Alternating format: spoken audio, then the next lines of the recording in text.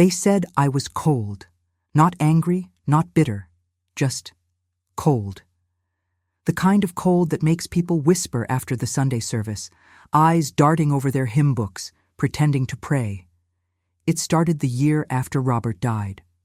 The flowers had withered by then, the casseroles stopped coming, and silence became the new visitor at my door. People expect grief to look loud, to scream, to wail, to beg God for mercy. But mine sat still. It froze into me like winter that refused to leave. "Margaret doesn't feel things like we do," I once overheard Nora saying, her voice a soft dagger. "She's learned to live without warmth." I smiled politely when I passed her that day, as if my skin had not just cracked beneath her words. Because she was right, in a way. I had learned to live without warmth. But not because I wanted to, because warmth had once burned me raw. I remember the first winter alone in that old house. The clock would tick through the night like a heartbeat I couldn't quiet. The bed felt too big, the air too thin. I'd sit by the window with Robert's sweater draped over my knees, listening to the wind scraping against the glass. People think silence heals, but sometimes it just teaches you how to disappear politely. That's what I did. Disappeared politely. When Daniel came by with his wife, he'd leave early, saying I made him uncomfortable. "You never cry, Mother. It's like you don't care anymore." And I'd nod, as if agreeing would make him stay a little longer. But he never did. You see, they mistook composure for absence. They thought the stillness in my voice meant emptiness. But the truth is, I was overflowing. The grief was too sacred to parade in front of curious eyes. So I built walls, not to keep them out, but to keep the memories in. There was one afternoon. I remember it so vividly, it still stings like frost. The neighborhood women were gathering clothes for the church's winter drive. They called me to join. "You have such warm coats, Margaret," one of them said. "Share them. You don't need that many anymore, do you?" I gave them everything, every scarf, every glove, every coat that had once smelled of him. And when they left, carrying pieces of my life in cardboard boxes, I closed the door and leaned against it until my knees gave out. I laughed, though nothing was funny. Because they thought they were taking fabric, but what they really carried away was the last warmth I owned. Days folded into weeks, and I stopped correcting them when they called me cold. It was easier than explaining that I was just tired of melting for people who never stayed. There's a strange freedom in being misunderstood. It spares you from the expectation of being saved. Clara, my old housekeeper, tried to help in her own way. She'd light candles, bake bread, fill the house with small comforts. "You've got to open the windows, Miss Hale," she said once, dusting the mantel where Robert's photograph still stood. "You're suffocating in this silence." "I'm not suffocating," I replied quietly. "I'm preserving what's left." She looked at me then, not with pity, but with the ache of someone who understood. "And when what's left is gone?" she asked. I didn't answer, because I didn't know. It's strange, how easily the world turns grief into gossip. At first, they pitied me. Then they questioned me. And eventually, they judged me. Maybe it's human nature. People need to name what they can't comprehend. Cold was easier to say than broken. Distant was simpler than faithful. They thought I had hardened against life. But truthfully, I was just keeping myself from shattering completely. One evening as I walked home from church, I overheard two women whispering behind me. "She used to be so kind," one said. "So warm," the other replied. Their words floated through the cold air like snowflakes, soft but sharp when they landed. I didn't turn around. I simply tightened my shawl and kept walking. But that night, I stood by the window for hours, watching the street lamps glow against the frost. I wondered if perhaps they were right. Maybe I had become the winter everyone feared. Maybe my heart had turned to ice, not from cruelty, but from the effort of surviving so long in the absence of sunlight. Then came the moment that cracked everything open. It was early spring, One of those days when the world pretends to warm, but the air still bites. I was in the garden, pruning what the frost had left behind, when Nora arrived unannounced. Her face was pale, her eyes red-rimmed. She didn't even greet me. "She's gone," she whispered. "My mother." The words hit the soil like a prayer that couldn't find heaven. For a moment, I just stood there, holding the shears. My first instinct was silence, the kind that had kept me safe. But as I looked at her trembling hands, I saw the reflection of a woman I once was. Lost, proud, afraid to need anyone.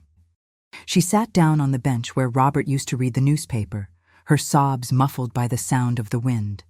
And I, of all people, didn't know what to say. Because I could have told her I understood.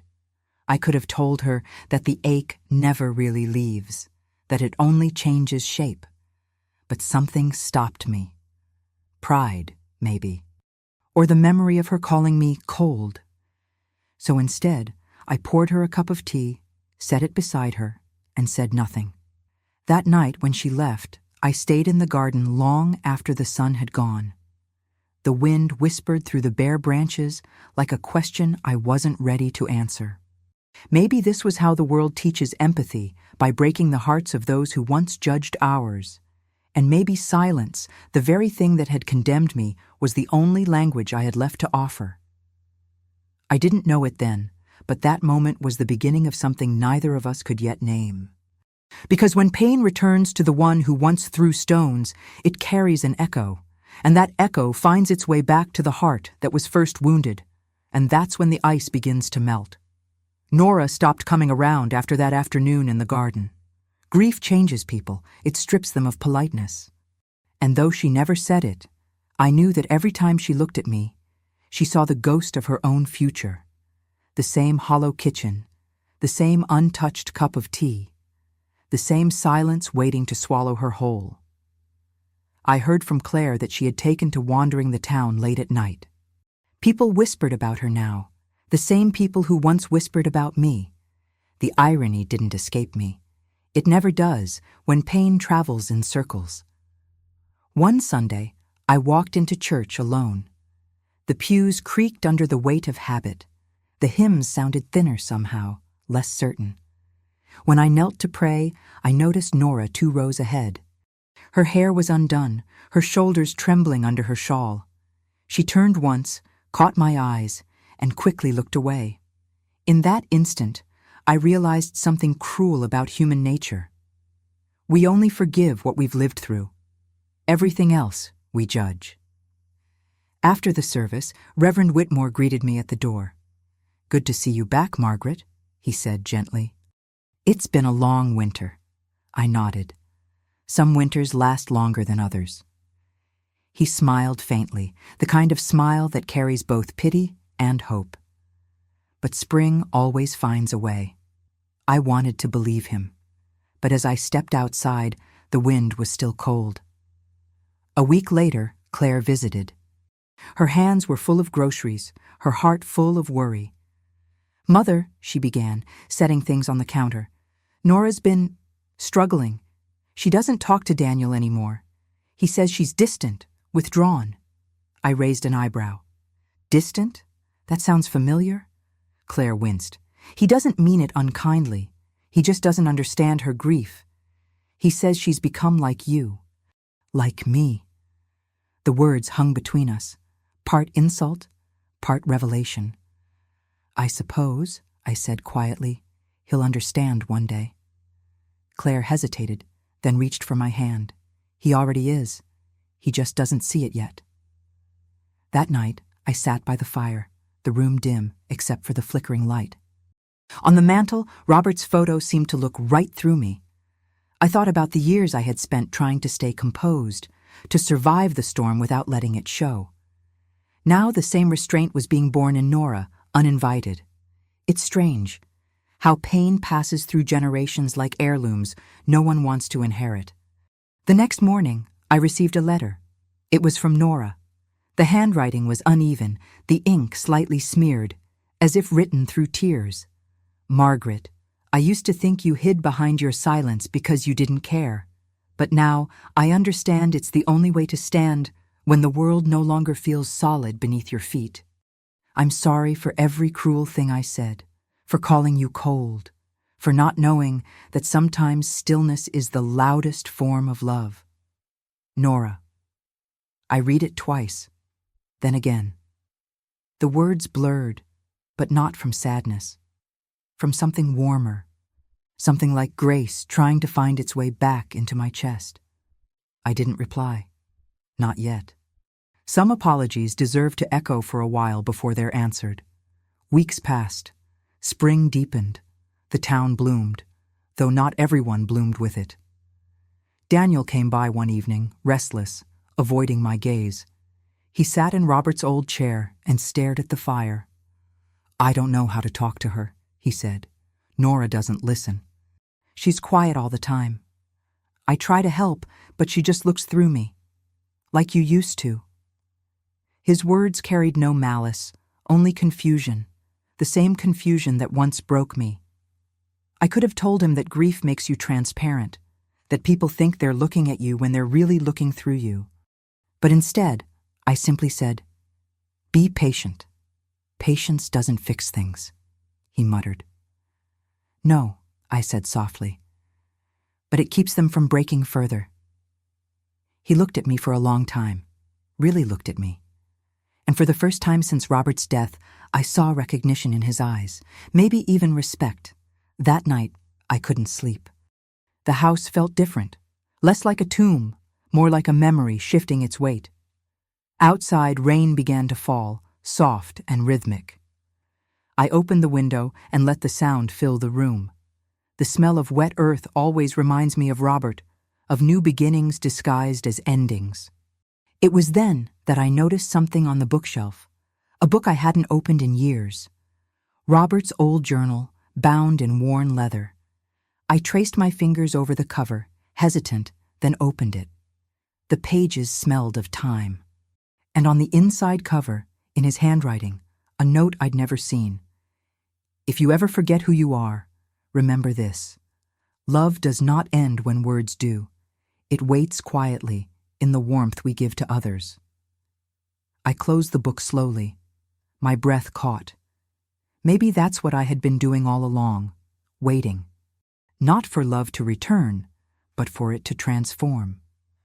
The next day, I visited the market. People nodded politely, the same people who once whispered about my coldness. I smiled back, genuinely this time. Because now I understood something they didn't. Judgment ages quickly, but empathy doesn't. As I left, I saw Nora across the square, carrying a bundle of flowers. Her face was tired but softer somehow. She caught my eye and gave a small nod, an unspoken truce between two women who had both learned the cost of keeping warm. That evening, I wrote in my own journal, something I hadn't done in years. They called me cold because they mistook my silence for distance. But silence is not the absence of feeling, it's the shelter of it. When they taste the same winter, they'll know. And I will not rejoice in their pain, but I will offer the warmth I once begged for. And as I wrote those words, I felt something shift inside me, subtle but irreversible. The walls didn't fall, but they began to breathe. The frost didn't vanish, but it started to glitter under the light. The irony was complete. The woman they called cold had become the keeper of warmth. The night had a pulse, a quiet rhythm beneath the walls, like the house itself was remembering how to breathe again. I sat by the window, a candle burning low beside me, its flame trembling as though afraid to exist. Outside, the garden was dark, except for the faint shimmer of dew on the early tulips. Spring had arrived, but I hadn't yet dared to believe it. On the table before me lay Robert's journal, the one I had found on the shelf days earlier. I hadn't opened it since. Something inside me resisted, as though reading his words might thaw something I wasn't ready to feel. But that evening, something changed. Maybe it was the sound of rain easing into silence, or the weight of solitude pressing against the glass. Maybe I was simply tired of being frozen. I opened it. The paper was fragile, The ink faded in places. Robert's handwriting, firm, deliberate, looked almost alive. He had always written as if every word mattered, as if each line could hold a heartbeat. I traced the letters with my fingertip before turning the first page. If I leave before you, Margaret, promise me you won't build walls higher than your hope. The words were dated years before his illness. I read them again and again, my breath catching in the quiet. He had known me even then, too well perhaps. The woman I had become was the very one he had warned me not to be. Love is not proven by how much we grieve, but by how much warmth we can still offer when our hearts are empty. I closed my eyes. His voice filled the room like a ghost made of light. And for the first time in years, I allowed myself to cry, not the controlled tears I had permitted at funerals or anniversaries, but a flood that seemed to carry years of silence in it. Each tear felt like a confession, each breath a small surrender. When I woke the next morning, the candle had long burned out. The house smelled faintly of wax and earth after rain. The journal still rested open on my lap, and sunlight was pooling through the curtains, gentle, forgiving. For a brief second, I thought I saw dust motes swirl in the air like tiny blessings. I carried the book to the kitchen table, poured myself tea, and kept reading. You've always feared being misunderstood, but love doesn't need translation. It needs endurance. One day, when the world calls you distant, remember? Distance is sometimes the space where grace grows. I set the book down. Grace. That word had followed me for years like a shadow, but I had never thought to turn around and face it. That afternoon, I walked to the cemetery. The air was cool, carrying the smell of damp soil and lilac. Robert's grave was modest, just his name, the years, and the words, faithful even in silence. I knelt beside it, pressing my hand to the stone. It was cold, but not cruelly so, just real, like truth. I kept everything you left me, I whispered, even the distance. The breeze stirred, lifting a strand of hair across my cheek as if in answer. I thought about Nora then, about her tears, her letter, her hollow eyes that once judged me. I wondered if she had ever stood in this kind of silence, where memory and forgiveness blur into the same breath. I remembered the ache of watching people talk about my grief like it was a rumor. I remembered the loneliness that comes when no one asks, "How are you still standing?" but everyone assumes you shouldn't be. And then I remembered Robert's words, "Love waits quietly in the warmth we give to others." Maybe that was what he had meant all along, that the only way to survive loss is to give away the love it leaves behind. When I returned home, the house no longer felt like a monument to pain. It felt inhabited again. Clara was dusting the parlor, humming softly, the smell of bread drifting from the kitchen. She looked up when I entered. "You've been gone a while, Miss Hale. Everything all right?" I smiled, a real one, small but sure. "I think so, Clara. I think I finally understand." She studied me, brow furrowed, then nodded as if she'd been waiting years to hear those words. "About time, I'd say." I laughed, quietly, because laughter still felt fragile. But it came from somewhere honest. Later, I found myself writing again. Not out of habit, but out of need. I used to think strength meant silence, that dignity meant distance. But maybe strength is gentleness worn thin and rebuilt again. Maybe dignity is the courage to love without guarantees. The ink bled slightly into the paper. I let it. Not everything sacred needs to be perfect. As dusk settled, a knock echoed through the house. It was Claire. "Mother," she said, stepping inside. "Nora wants to see you." There was hesitation in her tone, a thread of fear. "She's been unwell.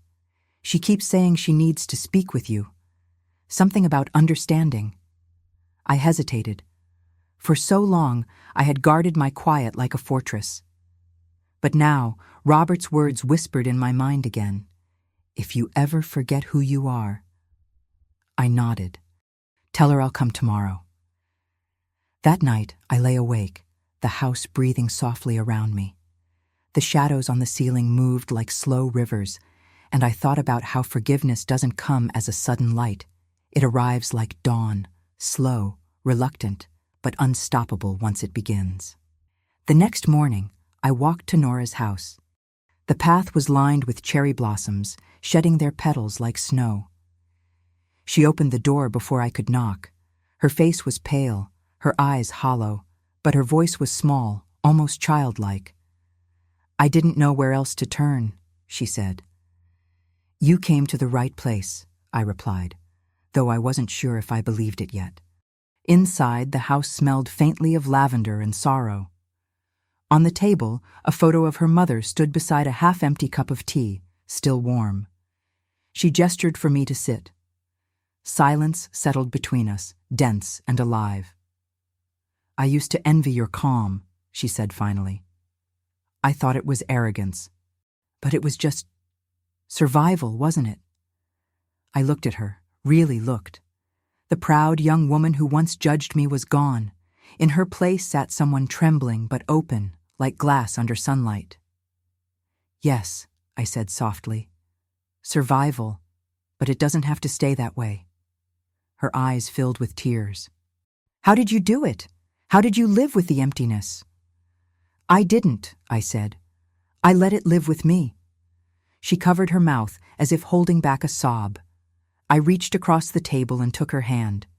It was cold, familiar, almost like my own had once been. "Warmth isn't something we find," I said. "It's something we decide to give." The moment lingered like a prayer neither of us knew how to end. When I left her house, the air felt lighter. The town was the same, but the world inside me wasn't. Robert's words, Nora's tears, my own silence. They were no longer separate stories. They were chapters of the same redemption. As I walked home, I thought about the first time someone called me cold, how that word used to sting, how it built the walls that kept me safe. But now I understood. What they saw as coldness was simply my refusal to let pain make me cruel. And that realization, quiet, profound, felt like the first true warmth of spring. That evening, I returned to Robert's journal one last time. On the final page, written in fading ink, were just 3 words: "Forgive them quietly." I closed the book, pressed it to my chest, and whispered into the dim room, "I will." It was Sunday morning again.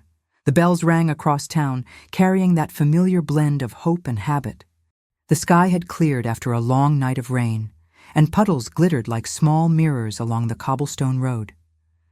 As I walked toward the church, the air felt different, crisp, but forgiving. For the first time in years, I wasn't dreading the whispers waiting inside those walls. When I entered, the hush that followed wasn't cruel. It was curious. Every eye seemed to turn, though no one spoke. I could feel the weight of what I had been to them, the cold widow, the woman who sat in silence while others wept loudly for less. But I carried something different that morning. Something quiet, yet steady. A warmth not borrowed from the sun, but born from surrender. Reverend Whitmore nodded gently as I took my seat. His sermon that day was about mercy, about how God does not forget the ones who grieve too quietly. I sat still, listening to the cadence of his voice, each word unfolding like a leaf after frost. And then I saw her, Nora, sitting near the front, her hands clasped, her eyes swollen but calm. Daniel sat beside her, uneasy, glancing between us like a man torn between guilt and gratitude. The service ended, and as people began to file out, the space between us, between who I had been and who I had become, seemed to dissolve. Nora turned first. Her steps were hesitant, but her gaze was unwavering. "Margaret," she said softly, her voice trembling in the open air of the church. Every conversation stopped. The crowd turned, the same crowd that once named me Cold Woman. "I owe you more than an apology," she continued. "You showed me what it means to endure, to love quietly, I didn't understand before. Her words hung there, fragile but brave. The kind of truth that doesn't beg to be believed, it simply is. I felt every gaze upon me, neighbors, old friends, even those who had turned away years ago. Their silence was the stage on which I had been condemned, and now it was mine to reclaim. I stepped forward. The sound of my shoes echoed against the wooden floor as I approached her. "There's nothing to owe," I said gently. "We learn compassion the same way we learn grief, through loss, and both take time." Nora's lips parted, trembling. "I never meant to wound you." "I know," I said, "and that's why I forgive you." And the words came easily, not forced, not rehearsed. They carried no bitterness, only release. A kind of warmth spread through the room, not from me alone, but from everyone witnessing the moment. The quiet shock of seeing forgiveness given without demand. Reverend Whitmore stepped closer, his eyes glistening. "Perhaps this is the sermon we all needed," he said. Laughter rippled softly through the pews, awkward at first, then real. Something broke open in the air, like sunlight through old glass. Daniel rose from his seat. For a moment, he looked at me the way he had looked at his father's grave, like something sacred he couldn't quite explain. "I didn't understand you, Mother," he said. "Not until now." I smiled, my throat tightening. "You don't need to understand me, Daniel. Just see me." He nodded, eyes glassy.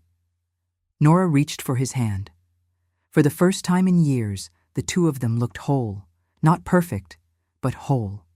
And as they turned to leave the church together, I felt the weight of old winters lift quietly off my shoulders. Outside, the town square shimmered under the noon light. Children ran past, chasing the echo of the bells, their laughter weaving through the air. Clara stood by the gate, smiling knowingly. "About time, Miss Hale," she said. "The world finally caught up to your heart." I chuckled. Maybe I finally let it in. We walked together toward the garden behind the church, a place I had avoided for years. There, rows of early roses bent gently under the sunlight, still damp from rain. I knelt beside them, pressing my hands into the soil. It was cool, but alive. Clara placed a hand on my shoulder. "He'd be proud, you know." I looked up at her, the breeze catching the edge of my scarf. He already was. I just didn't believe it then. For a long moment, we said nothing. The wind moved softly through the branches above us, scattering petals like blessings. That was when the others approached, people I hadn't spoken to in years. Mrs. Alden, the grocer's wife, who once told others I was frozen inside. Mr. Price, who used to shake his head when I passed by the post office without saying hello. One by one, they came closer. Hesitant smiles, outstretched hands, small apologies murmured between breaths. And I realized that forgiveness, when given freely, multiplies faster than judgment ever could. As I walked home later that afternoon, I took the long path by the lake. The water reflected the sky in a silver-blue haze, rippling with light. I thought about how strange life is, how the very moments that break us open are the ones that finally let the light in. For years, I had carried grief like armor, believing it made me strong. But strength, I now understood, isn't silence. It's the courage to remain soft in a world that taught you hardness. I stopped by the bench where Robert used to read, the same bench where Nora had once sat, broken and bewildered. I ran my hand across the worn wood, now warm beneath the sun. "Do you see it now, my love?" I whispered. They called me cold, but I was only waiting for warmth to return. The wind rustled gently through the reeds, like an answer too kind for words. That evening, the house glowed with something I hadn't seen in years, light that didn't feel borrowed. The windows caught the last gold of sunset, and the clock on the mantel ticked with the steady patience of a heart that had remembered its rhythm. I lit a single candle by Robert's photo. Its flame was steady, unwavering, and for the first time, I didn't light it for him. I lit it for all of us, for Nora, for Daniel, for the neighbors who had once whispered my name like a warning. Because the truth was simple, and it had taken me half a lifetime to see it. We are all cold until the world breaks us open enough to feel again. And when it does, warmth is no longer something we seek. It's something we become. Evening settled over the house like a memory finding its rest. The world outside had quieted, the wind softer now, the garden heavy with the scent of wet earth and lilac. From the window, I could see the last shimmer of sunlight fading behind the trees, gilding the sky in pale gold. The kind of light that doesn't demand attention, it just exists, quietly faithful. I sat at my writing desk, the same place where I had once written only silence. Now the ink moved easily, as though the words had been waiting all along. They called me cold, and for a long time, I believed them. But cold is not the absence of love. It's love caught in its own stillness, waiting for someone brave enough to stay until it thaws. The pen hovered for a moment, trembling above the page. Outside, a bird sang, a single note that broke the hush, clear and unwavering. I smiled because it sounded like hope wearing feathers. I thought of Nora, of Daniel, of all those who had once stood on the other side of my silence, of how life had turned, slow and merciful, until the very pain that divided us became the bridge between our hearts. We don't choose how grief changes us, but we do choose what kind of warmth we offer once it does. That night, I walked through the house, room by room. The same walls that had once witnessed my isolation now carried the quiet hum of renewal. The framed photographs no longer felt like monuments to loss, but chapters of a story that had never truly ended. In the parlor, the clock ticked in rhythm with the faint sound of laughter outside, neighbors gathering, children running, life moving forward without asking permission. For years I thought I had been forgotten. But maybe I had only been paused, waiting for the right moment to return. I opened the window. The night air entered like an old friend, cool but not unkind. It brushed my face, and I whispered into it, "Robert, they finally understand." And somehow, I could almost hear him answer, not in words, but in warmth. A presence, soft and steady, filling the space between breath and belief.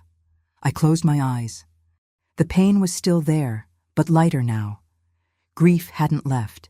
It had simply changed shape, becoming the soil where compassion grew.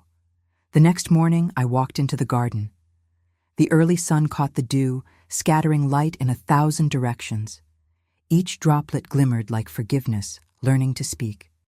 I knelt by the roses and touched the petals, soft, alive, warm from the dawn. Once this garden had been my silence. Now it was my prayer.